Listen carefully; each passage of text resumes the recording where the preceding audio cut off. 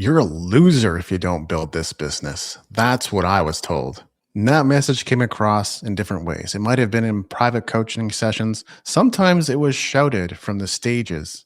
I was young, I was ambitious, I was looking for freedom, so I bought it wholesale.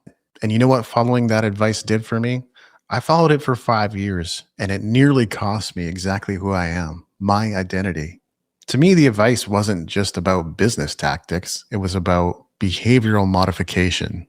In network marketing, I was told that I had to fit a mold, that I needed to talk a certain way, dress a certain way, only associate with winners, focus on duplication, not on questioning the system.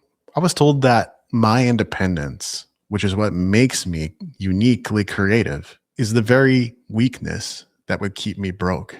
If I wanted to get the homes and the cars and the watches and the suits and all that kind of stuff, I had to sacrifice me. That is what I was being told.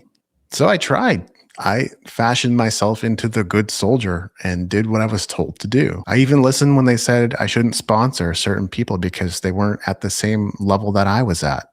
I'm too high quality of a person to be wasting time on the wrong recruits. But it was inevitable. I started to feel miserable. My confidence didn't grow, it shrank. My business did not explode, it stayed stagnant. And I really started feeling like a fraud. Despite showing up and putting in the effort, I could not grow my business. I was building a business model that made me a cog in the machine, but I was wired to be the architect of my life. The turning point came for me when I realized that the people giving this advice didn't actually care about my freedom. They cared about their duplication. They cared about their business. They weren't teaching me how to be an entrepreneur. They were teaching me how to become a high-performing follower.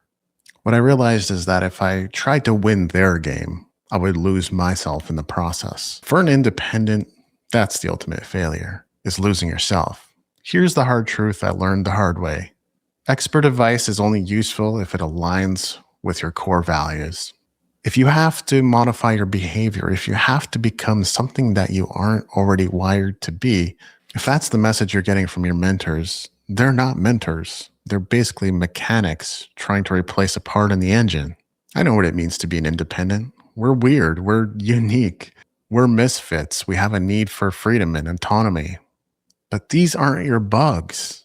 They're your competitive advantage. When I finally started trying to fit in the environment I found myself in, and instead dedicated myself to creating a strategy around my independence, that's when everything shifted. Now, I certainly didn't get rich overnight, but I did get my soul back, and eventually the money did follow.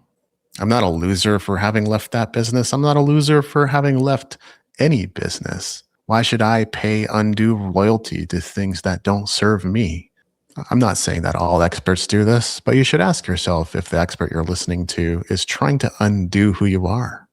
The world doesn't need more duplicate cogs. It needs more independents who are brave enough to go their own way and build their own systems. Have you ever followed expert advice that went against your intuition? What happened to you when you finally stopped listening to that advice? Share your story in the comments. I read every message, and I look forward to seeing what you have to share.